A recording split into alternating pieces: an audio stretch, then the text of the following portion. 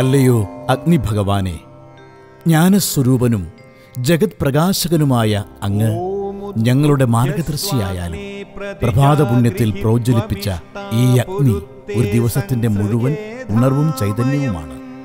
അന്തരീക്ഷത്തെ ശുദ്ധീകരിക്കുന്ന ഔഷധമായും രോഗാതുരമായ ജീവിതങ്ങൾക്ക് ആശ്വാസമായും ചികിത്സാ നൈപുണ്യത്തിനു മീതെയുള്ള അനുഗ്രഹമായും അത് നിറയുമ്പോൾ ശ്രീകൃഷ്ണ ആയുർവേദ ചികിത്സാ കേന്ദ്രത്തിലെ ഒരു ദിവസത്തിന് ശുഭാരംഭമായി.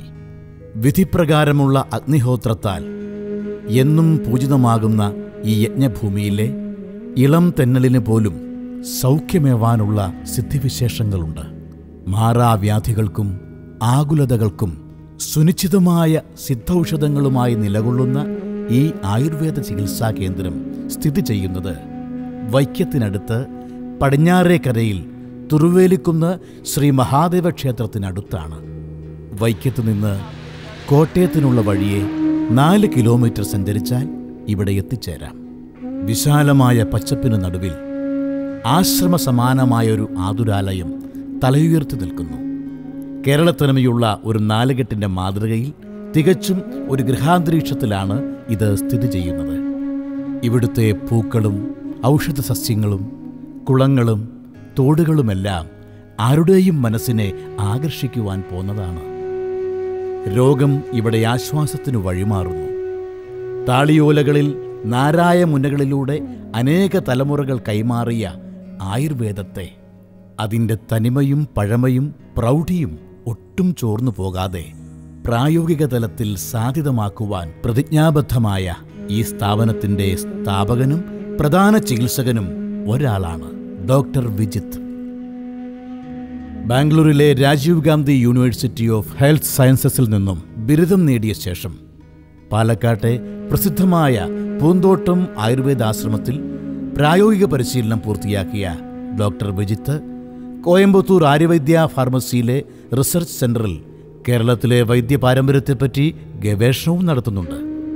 പ്രശസ്ത ആയുർവേദാചാര്യൻ വള്ളൂർ മനക്കൽ ശങ്കരൻ നമ്പൂതിരിപ്പാടിൻ്റെ കീഴിൽ അഷ്ടാംഗഹൃദയം മുഖാമുഖം പഠിച്ചിട്ടുള്ള ഇദ്ദേഹത്തിൻ്റെ പ്രശസ്തി ഇന്ത്യയിൽ മാത്രം ഒതുങ്ങുന്നതല്ല.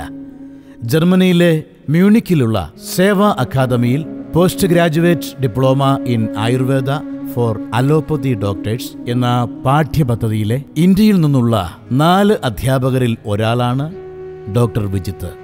നെതർലാൻഡ്സിലെ ആംസ്റ്റർഡാമിൽ അക്കാദമി ഓഫ് ആയുർവേദിക് സ്റ്റഡീസിൽ പ്രധാന അധ്യാപകനും കരിക്കുലം ബോർഡ് അംഗവുമാണ് ഡോക്ടർ വിജിത്ത്. അദ്ദേഹത്തിന് ലോകമെമ്പാടും വലിയൊരു ശിഷ്യസമ്പത്ത് തന്നെയുണ്ട്. ആയുർവേദത്തിൻ്റെ അനന്ത സാധ്യതകളെക്കുറിച്ച് പഠിക്കുവാൻ വിദേശീയരായ പല പ്രഗത്ഭ ഡോക്ടർമാരും ഈ സ്ഥാപനത്തെയാണ് ആശ്രയിക്കുന്നത്.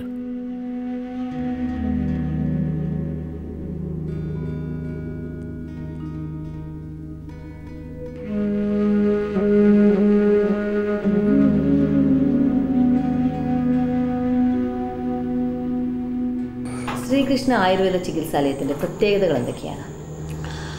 ഇത് ഒരു വൈദ്യൻ, ഒരു ആയുർവേദം വളരെ ആധികാരികമായിട്ടൊരു ഗുരുവിൻ്റെ കീഴിൽ പഠിച്ച ഒരു വൈദ്യൻ ആയുർവേദത്തിൻ്റെ ആചരണത്തിനും പ്രചരണത്തിനും വേണ്ടി നടത്തുന്ന ഒരു സ്ഥലമാണെന്നുള്ളതാണ് പ്രധാനമായിട്ടുള്ള പ്രത്യേകത. അതിൻ്റെ ഗുരുനാഥൻ ഒരു ഗുരു ദക്ഷിണയായിട്ട് ചോദിച്ചിരിക്കുന്നതാണ്. സ്വയം ആചരിക്കുക ശാസ്ത്രം, അതിലൂടെ ജീവിക്കുക, അത് പ്രചരിപ്പിക്കുക, മറ്റുള്ളവർക്ക് പ്രയോജനം വരുത്തുക എന്നുള്ളത്. അതുകൊണ്ട് തന്നെ അല്ലാതെ ഒരു മോണിറ്ററി ബെനിഫിറ്റിന് വേണ്ടിയിട്ടല്ല, അല്ല, ഒരു ഉപാസനയാണ്. ചികിത്സിക്കുക എന്ന് പറഞ്ഞാൽ ഒരു വർഷിപ്പാണ്. ഈശ്വര ചൈതന്യത്തിൻ്റെ ഒരുപക്ഷെ ഏറ്റവും മഹത്തരമായ ഒരു എക്സ്പ്രഷനാണ് ഹ്യൂമൻ ലൈഫ് എന്ന് പറയുന്നത്. അപ്പോൾ ഒരു മൂർത്തിയെ ഉപാസിക്കുന്നത് പോലെ തന്നെയാണ് ചികിത്സ. അഗ്നിഹോത്രം എന്ന് നമ്മളിവിടെ ദിവസവും ചെയ്യുന്ന ആ ക്രിയ പോലെ തന്നെയാണ് നമ്മളുടെ ഉള്ളിലും ഒരു അഗ്നി ഉണ്ട് എന്നാണ്.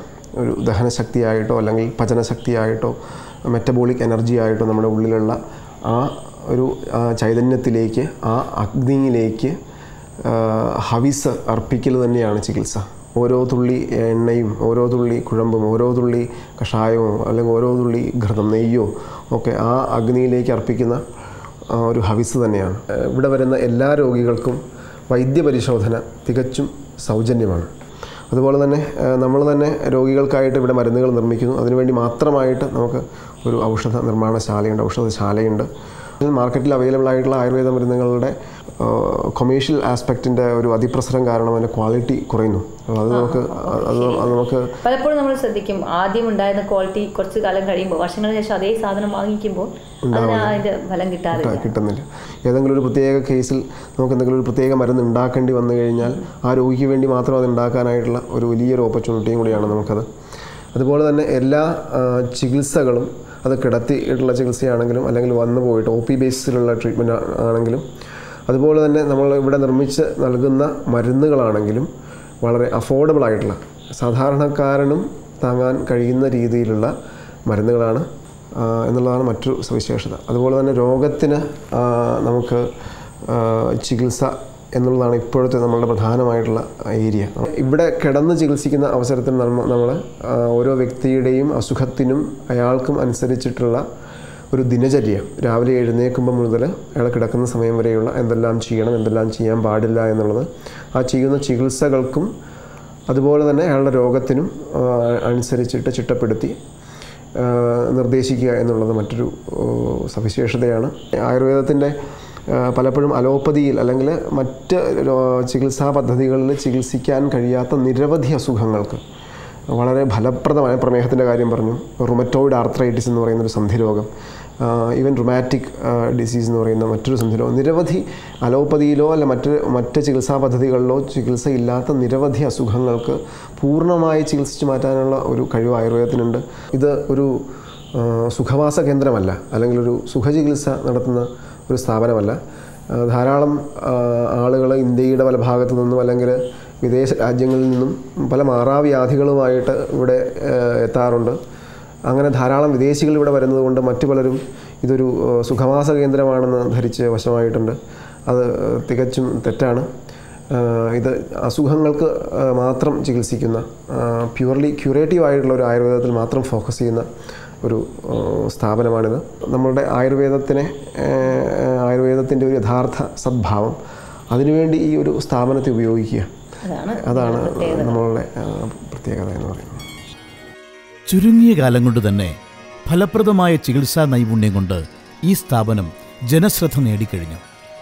സാധാരണക്കാർക്ക് പോലും പ്രാപ്യമായ ചികിത്സാ നിരക്കുകളും മനഃശാന്തി പകരുന്ന അന്തരീക്ഷവും ഇവിടുത്തെ മാത്രം പ്രത്യേകതകളാണ്. ഇവിടെ ചികിത്സ തേടിയെത്തിയ ചിലരുടെ അനുഭവ സാക്ഷ്യങ്ങൾ ഇതിനെ സാധൂകരിക്കുന്നതാണ്. എൻ്റെ പേര് രാധ, വെച്ചൂരാണ് എൻ്റെ വീട്. ഒരു 5 വർഷം മുമ്പ് ഒരു അണലിയാണ് എന്നെ പെരക്കകത്ത് നിന്ന് കടിച്ച്. വെളുപ്പിനെ 6 മണിക്കാണ് എഴുന്നേറ്റപ്പം പെരക്കകത്ത് തന്നെ കിടക്കുമായിരുന്നു. അവിടെ നിന്ന് തന്നെ എല്ലാവരും കൂടെ മെഡിക്കൽ കോളേജിൽ കൊണ്ടുപോയി. 23 ദിവസം മെഡിക്കൽ കോളേജിൽ കിടക്കേണ്ടി വന്നു. അത് ഇച്ചിരി ഭയങ്കര കൂടിയ വിഷമായിരുന്നു. അത് കിഡ്നിക്കൊക്കെ ബാധിക്കും, മരിച്ചു പോകുമെന്ന് എല്ലാവരും പറയുകയും ചെയ്തതാണ്. അവിടെ നിന്ന് 23 പക്കം അവിടെ നിന്ന് വിട്ട് കഴിഞ്ഞ് കാല് കൊമള കൊത്തി ഇങ്ങനെ വിഷം ചൊള്ളച്ച് കിടന്നിട്ട് അത് അവർ ഓപ്പറേഷൻ ചെയ്തിട്ടുണ്ടായിരുന്നു. കാല് ഭയങ്കര വ്രണമായിട്ടാണ് ഞാൻ വീട്ടിൽ വന്നത്. വീട്ടിൽ വന്നു കഴിഞ്ഞ് ദിവസവും ഡ്രസ്സ് ചെയ്യാനായിട്ട് അടുത്ത ആസ്പത്രിയിൽ കൊണ്ടുപോകും. അവരും അത് ഭയങ്കര പ്രയാസമാണ്, ഉണങ്ങാൻ വേറെ മാംസം വയ്ക്കണമെന്നൊക്കെ പറഞ്ഞതാണ്. പിന്നീട് ഇവിടെ ഇങ്ങനെ വന്ന് ചികിത്സിച്ചാൽ ഭേദമാകുമെന്ന് ഇങ്ങനെ ആൾക്കാർ പറഞ്ഞു കേട്ടു. അല്ലെങ്കിലും ആയുർവേദം ചെയ്താലേ ഉണങ്ങുള്ളെന്ന് പലരും പറഞ്ഞു കേട്ടായിരുന്നു. അങ്ങനെ ഞങ്ങളിവിടെ വന്ന് 1 മാസത്തിനകം എൻ്റെ കാല് പൂർണ്ണമായിട്ടും ഉണങ്ങിക്കിട്ടി. അണലി വിഷം മൂലമുണ്ടായ ഉണങ്ങാത്ത ഒരു വ്രണത്തിൻ്റെ കേസായിരുന്നു അത്. രോഗി 23 ദിവസത്തോളം കോട്ടയം മെഡിക്കൽ കോളേജിലെ ചികിത്സയ്ക്ക് ശേഷം ഉണങ്ങാത്ത ഒരു വ്രണവുമായിട്ടാണ് ഇവിടെ എത്തിയത്.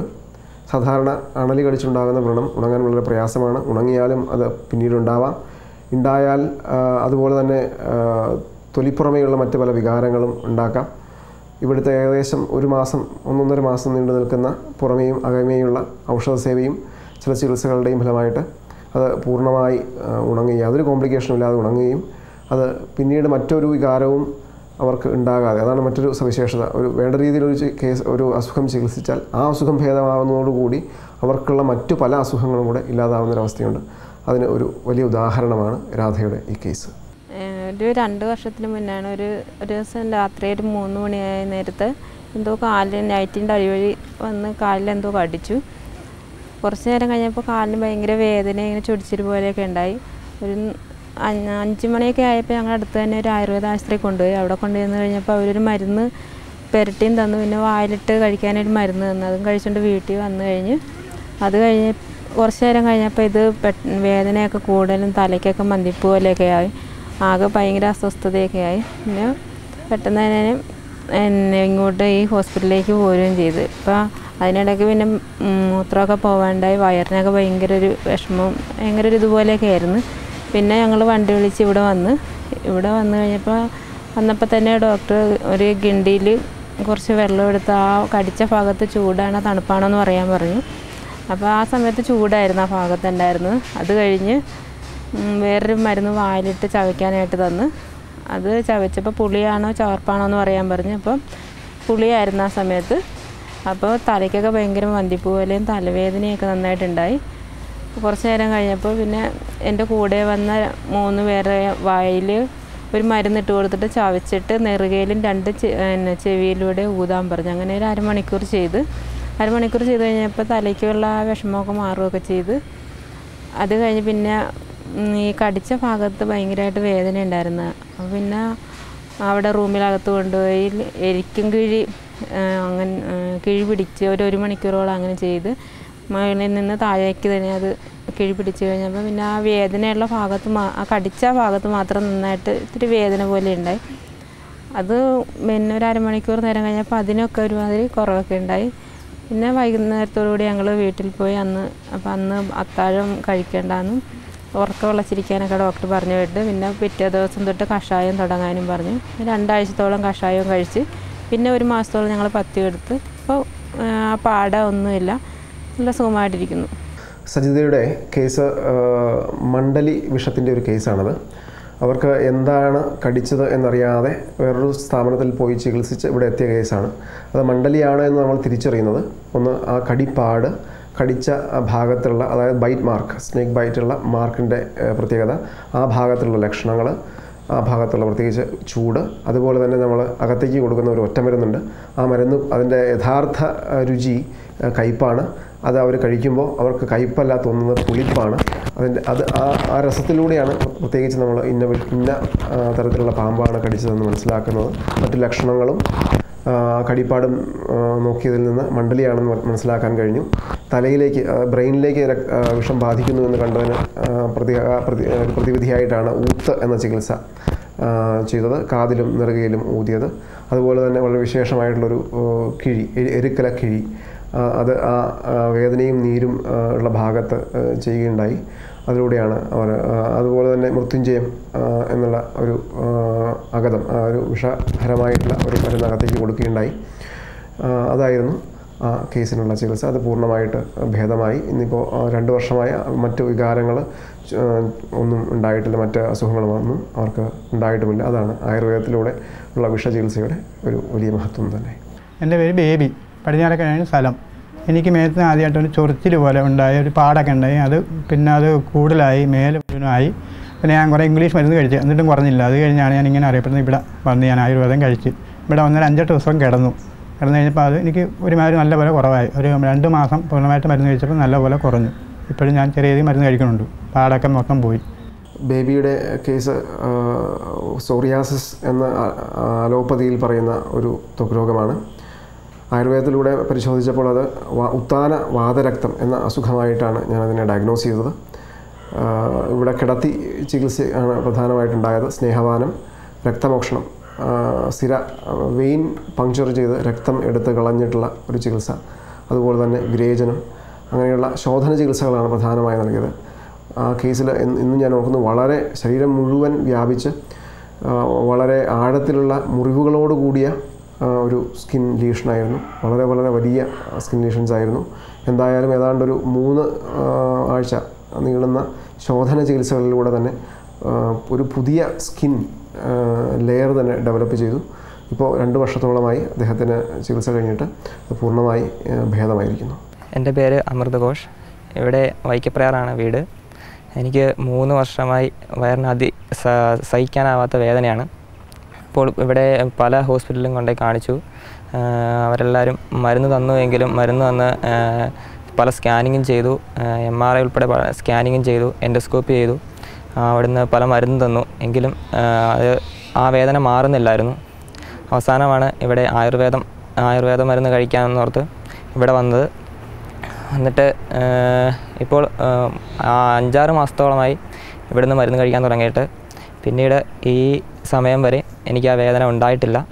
അമൃത് ഘോഷിൻ്റേത് ഒരു വാദിയ ഗുൽമം എന്ന ഒരു അസുഖമായിട്ടാണ് ഞാൻ ഡയഗ്നോസ് ചെയ്തത്. അതിന് അവർ നിരവധി ചികിത്സകൾ ചെയ്തു. പക്ഷേ വളരെ സിമ്പിളായിട്ടുള്ള പക്ഷേ വളരെ അനുഭവമുള്ള ചില ഔഷധ യോഗങ്ങൾ അകത്തേക്ക് കൊടുക്കുകയും വളരെ കണിശമായ പഥ്യം 1 വർഷക്കാലം നോക്കണമെന്നാണ് ഞാൻ നിർദ്ദേശിച്ചിരിക്കുന്നത്. ആ ഔഷധങ്ങൾ കഴിക്കുകയും ആഹാരത്തിലുള്ള പഥ്യം നോക്കുകയും ചെയ്തതിന് ശേഷം ഒരിക്കൽ പോലും വേദന പിന്നീട് ഉണ്ടായിട്ടില്ല. വളരെ ചെറിയ തോതിൽ 1-2 തവണ ചെറിയ ക്രാംസ് ഉണ്ടായെന്ന് മാത്രമേ ഉള്ളൂ. ഇതും പഥ്യത്തിൻ്റെയും ആയുർവേദത്തിൻ്റെ ഔഷധങ്ങളുടെ വീര്യത്തിൻ്റെയും ഒരു വലിയ ഉദാഹരണമാണ്. ഇങ്ങനെ എത്രയോ പേർക്ക് ഈ സ്ഥാപനം അഭയവും ആശ്വാസവും ജീവിതത്തിലേക്ക് തിരിച്ചുവരവിന് നിമിത്തവുമായിട്ടുണ്ട്. ആയുർവേദത്തിന് ഒരുപാട് പ്രാധാന്യവും പ്രചാരവും ഉള്ളൊരു കാലഘട്ടമാണിത്. ഈ ഒരു സമയത്ത് ഡോക്ടറിൻ്റെ വീക്ഷണം എന്താണ് ആയുർവേദത്തെക്കുറിച്ച്? ലോകത്തിലെ തന്നെ ഏറ്റവും പ്രാചീനമായ ഒരു സംസ്കാരമാണ് വൈദിക സംസ്കാരം, വേദ സംസ്കാരം. ആയുർവേദം ഒരു വേദ അംഗമാണ് എന്നുള്ളത് നമുക്കൊരിക്കലും വിസ്മരിക്കാനാവില്ല. നമുക്കതിനെ സാധാരണ ഒരു റാഷണൽ സയൻസായി നമ്മളതിനെ സെപ്പറേറ്റ് ചെയ്താൽ ഒരു പക്ഷേ അതിൻ്റെ അന്തസ്സത്ത നഷ്ടപ്പെട്ടു പോകും. ആയുർവേദം എന്ന വാക്ക് 2 വാക്കുകൾ സംസ്കൃത പദങ്ങൾ ചേർന്നാണ് ഉണ്ടാകുന്നത്. ആയുസ്, വേദം എന്ന ആയുഷ വേദം.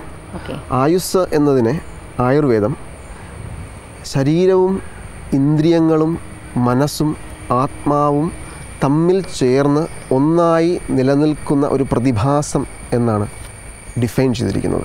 ഇങ്ങനെ ഒരാളുടെ ആയുസ്സിനെ, ജീവനെ, ജീവിതത്തെ മനസ്സിലാക്കുന്ന ഒരു വേദം എന്ന വാക്കിൻ്റെ അർത്ഥം അറിവ് അല്ലെങ്കിൽ എക്സ്പീരിയൻഷ്യൽ നോളജ്. വേദന എന്നുള്ള വാക്ക് വേദത്തിൽ നിന്ന് വരുന്നതാണ്. ഇത് ആയുർവേദം മറ്റ് ആരോഗ്യശാഖകൾ അല്ലെങ്കിൽ ശാസ്ത്രങ്ങളിൽ നിന്ന് വ്യത്യാസമാകുന്നത് ഒരു പക്ഷേ ഒരു രോഗി നമ്മളുടെ അടുത്തേക്ക് വരുമ്പോൾ അയാളുടെ ശരീരത്തെ മാത്രമല്ല നമ്മൾ മനസ്സിലാക്കാൻ ശ്രമിക്കുന്നത്, മറിച്ച് അയാളുടെ മനസ്സിനെയും ഇന്ദ്രിയങ്ങളെയും ആത്മാവിനെയും കൂടെ തൊട്ടറിഞ്ഞ് ഏതവസ്ഥയിലാണ് ആ രോഗി, ഇത്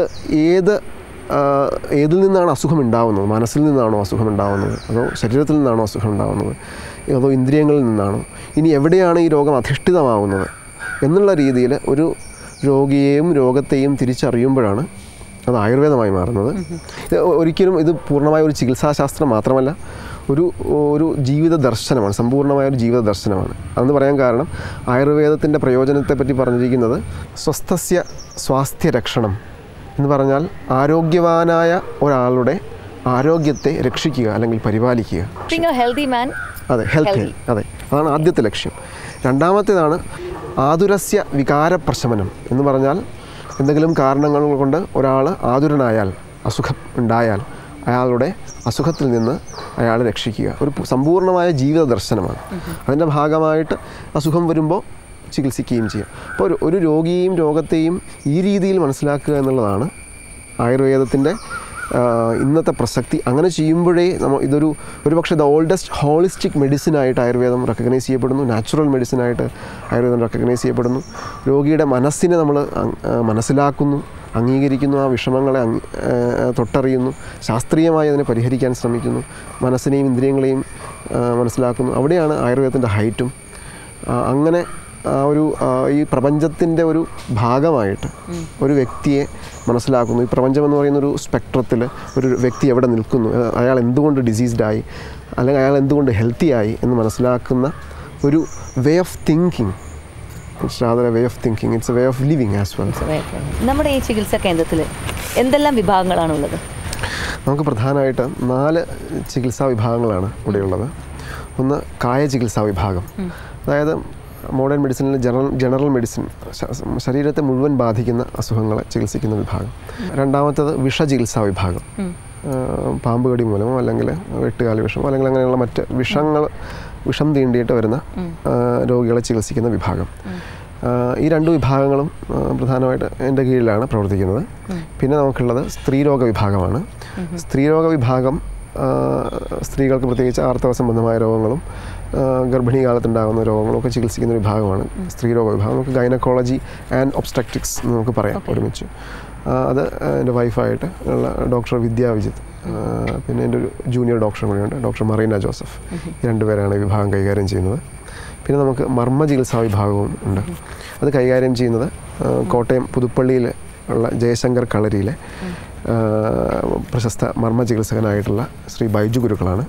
അദ്ദേഹം കളരിപ്പയറ്റ് കേരള സംസ്ഥാന അസോസിയേഷൻ്റെ ജോയിൻറ്റ് സെക്രട്ടറി കൂടിയാണ്. പ്രശസ്തനായ ഒരു ചികിത്സകനാണ്. ഈ 4 വിഭാഗങ്ങളാണ് ഈ 3 പേരുടെ കീഴിൽ ഇവിടെ പ്രവർത്തിക്കുന്നത്. ആയുരാരോഗ്യം എന്ന മനുഷ്യ സ്വപ്നത്തിൻ്റെ സാക്ഷാത്കാരമാണ് മറ്റ് സ്ഥാപനങ്ങളിൽ നിന്നും ശ്രീകൃഷ്ണ ചികിത്സാ കേന്ദ്രത്തെ വ്യത്യസ്തമാക്കുന്നത്.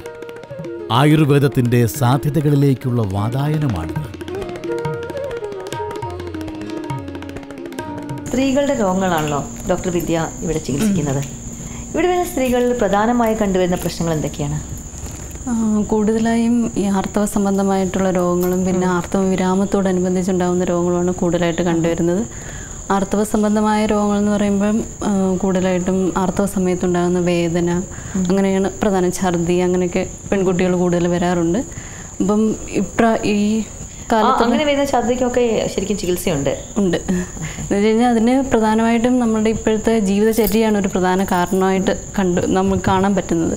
അപ്പം ശരിക്കും ഇപ്പോൾ കുട്ടികളൊക്കെ ഫാസ്റ്റ് ഫുഡ് കഴിക്കുക കൃത്യമായിട്ടുള്ള ബാധിക്കുന്നുണ്ട്, തീർച്ചയായിട്ടും ബാധിക്കുന്നുണ്ട്. അപ്പം ശരീരത്തിന് ഇങ്ങനെ ഗ്യാസും ഉണ്ടാവുക, അതാണ് പ്രധാനമായിട്ട് ഈ വേദനയ്ക്ക് ഉണ്ടാകുന്ന ഒരു പ്രധാന കാരണമായിട്ട് നമുക്ക് ശ്രദ്ധയിൽപ്പെട്ടിട്ടുള്ളത്.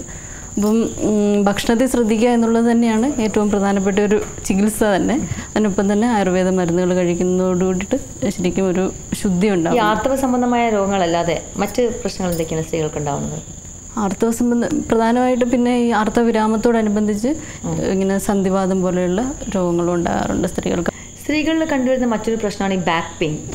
അതിനിവിടെ ചികിത്സയുണ്ടോ? തീർച്ചയായിട്ടും ഉണ്ട്. അതും ഈ പറഞ്ഞതുപോലെ ഗർഭാശയ സംബന്ധമായിട്ടുണ്ടാവുന്ന ഒരു അതുമായിട്ട് ബന്ധപ്പെട്ടായിരിക്കും മിക്കപ്പോഴും ഇങ്ങനെ നടുവേദന ഉണ്ടാകുന്നത്.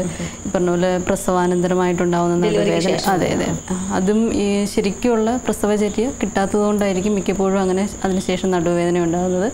ശരിക്കും പറഞ്ഞാൽ ഒരു 1.5 മാസം വരെ സൂതിക എന്നാണ് പറയുന്നത് പ്രസവം കഴിഞ്ഞ സ്ത്രീയെ.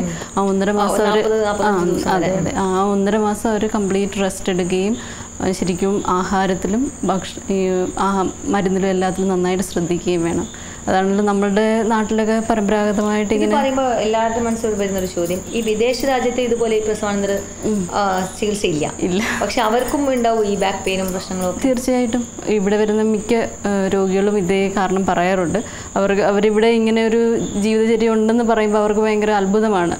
അവർക്ക് അത് കാരണം തന്നെ പല അസുഖങ്ങളും ഉണ്ടാവുന്നുണ്ട്. അതുപോലെ ഗർഭസംരക്ഷണത്തിനും പിന്നെ പ്രസവത്തിന് ശേഷവും സ്ത്രീകളുടെ രക്ഷയ്ക്കുമായിട്ട് എന്തൊക്കെയാണ് ചികിത്സകൾ ഇവിടെ ചെയ്യാറുള്ളത്, എന്തൊക്കെയാണ് ചെയ്യേണ്ടത്? ഗർഭസംരക്ഷണം എന്നുള്ളത് വളരെ പ്രധാനപ്പെട്ട ഒരു വിഷയമാണ്. കാരണം എന്താണെന്ന് വെച്ചാൽ ഇപ്പോൾ നടത്തുന്ന പല സ്റ്റഡികളിലും നമ്മളുടെ ഇന്ത്യയിൽ ഈ ജനിക്കുന്ന കുഞ്ഞുങ്ങൾക്ക് ബുദ്ധിവൈകല്യവും അങ്ങനെയുള്ള പല രോഗങ്ങളും ഉണ്ടാകുന്നതായിട്ടും ഒരു പുതിയ തലമുറ ഉണ്ടാകുന്നതിന് തന്നെ ഇതൊരു വിഘാതമായിട്ട് വന്നിരിക്കുകയാണെന്ന് പുതിയ സ്റ്റഡീസ് പറയുന്നുണ്ട്.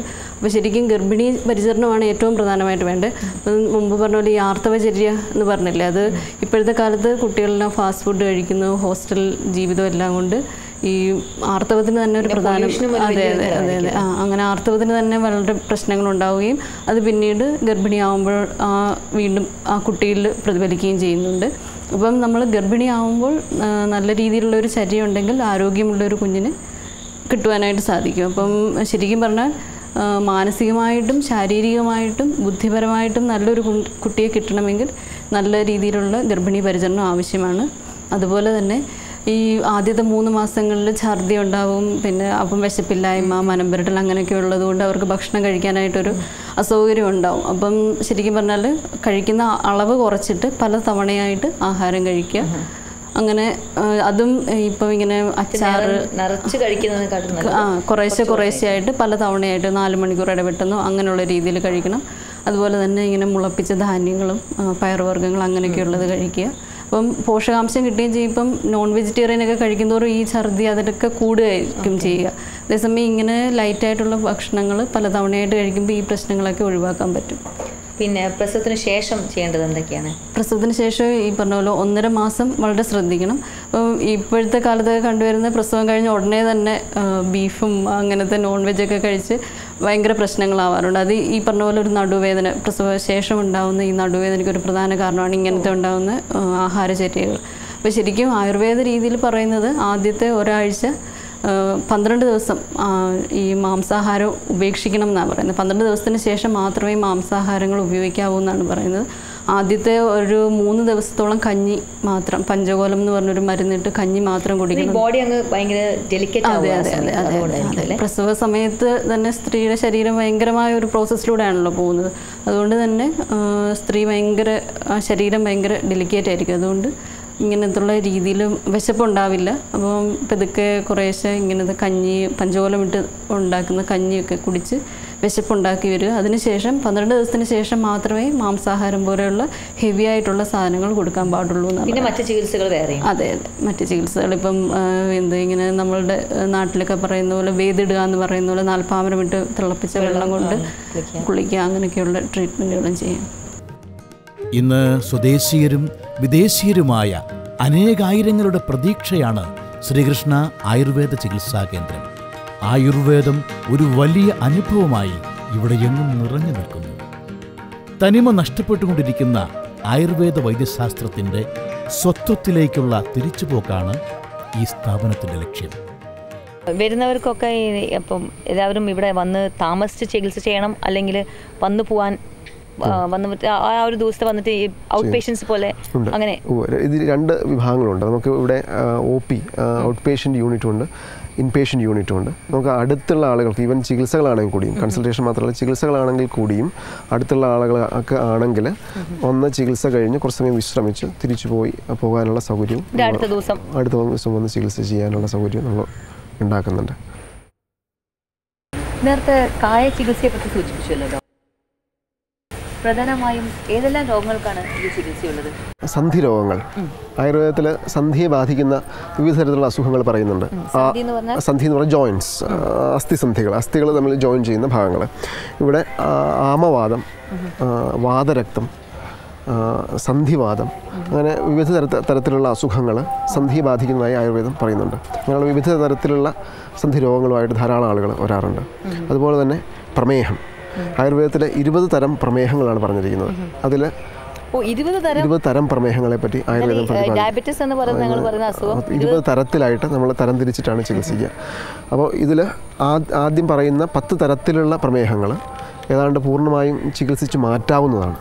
അതുകൂടാതെ മറ്റ് വാതരോഗങ്ങളെന്ന് പറയുന്നത്, അതായത് നമ്മളുടെ ശരീരത്തിലെ ചലന പ്രക്രിയ, അതായത് നമ്മളുടെ ലോക്കോമോഷൻ, നമ്മൾ നടക്കുന്നതിനെയോ അല്ലെങ്കിൽ കൈകളുടെ മൂവ്മെൻറ്റ്സിനെയോ മറ്റൊക്കെ ബാധിക്കുന്ന അസുഖങ്ങൾ, മറ്റു വേദനയോട് കൂടിയിട്ടുള്ള അസുഖങ്ങൾ, നമുക്ക് ന്യൂറോളജിക്കലായിട്ടുള്ള പല കണ്ടീഷൻസ്, അങ്ങനെയുള്ള കണ്ടീഷൻസിനൊക്കെയാണ് നമ്മൾ വാതരോഗങ്ങൾ എന്ന് പറയുക.